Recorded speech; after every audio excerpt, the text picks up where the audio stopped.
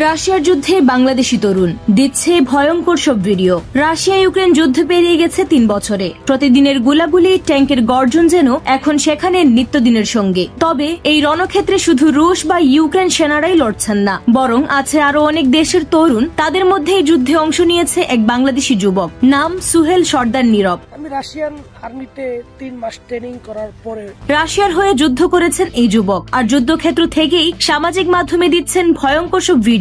কখনো হাতে তুলে ধরেছেন বিস্ফোরিত ড্রোন, কখনো দেখাচ্ছেন ধ্বংসস্তূপে ভরা যুদ্ধভূমি। এরপর ক্যামেরার সামনে তুলে ধরেন সেই ড্রোন যেখানে ছিল শক্তিশালী বোমা। তুলে ধরেন যুদ্ধ চলার সময়কার কিছু ভয়ঙ্কর মুহূর্ত। তার সব ভিডিও এখন বাংলাদেশের সামাজিক মাধ্যমে ব্যাপক ভাইরাল। লাখো মানুষ তার পোস্টে প্রতিক্রিয়া জানাচ্ছে, কেউ বিস্ময়ে, কেউ আতঙ্কে, আবার অনেকে অনুরোধ করছেন সরাসরি গুলি ভিডিও দেখানোর। যুদ্ধের ভয়াবহতা, মৃত্যু আর বেঁচে থাকার লড়াই সব মিলিয়ে সুহেল এখন এক আলোচিত নাম। ফেসবুক প্রোফাইল ঘেটে জানা যায় তিনি মাদারীপুরের শিবচরের বাসিন্দা।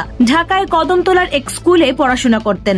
ধারণা করা হচ্ছে কাজের প্রলোভনে রাশিয়ায় গিয়ে তিনি পরে সেনাবাহিনীতে যোগ দেন। এখন রুশ সামরিক পোশাকে রণক্ষেত্রের মাঝখানে কাটছে তার প্রতিটি দিন, ড্রোনের আতঙ্কে, অনিশ্চিত জীবনের ছায়ায়। সুহেলের মতো আরো অনেক বাংলাদেশি একই ভাগ্য বরণ করেছেন। কাজের প্রতিশ্রুতি দিয়ে রাশিয়ায় নেওয়ার পর জোরপূর্বক সেনাবাহিনীতে পাঠানোর অভিযোগ উঠেছে একাধিক রিক্রুটিং এজেন্সির বিরুদ্ধে। কেউ নিখোঁজ, কেউ নিহত। ব্রিটিশ সামরিক গোয়েন্দা সংস্থার তথ্যে জানা যায় গত ১ বছরে প্রায় ১৫০০ বিদেশি রাশিয়ার পক্ষে যুদ্ধ করেছেন, যার বড় অংশই দক্ষিণ ও দক্ষিণ পূর্ব এশিয়ার নাগরিক। তাদের মধ্যে উল্লেখযোগ্য সংখ্যায় রয়েছে বাংলাদেশি তরুণ সমাজ। যুদ্ধের মাঝখানে এই তরুণদের জীবন এখন এক অবিরাম দুঃস্বপ্ন।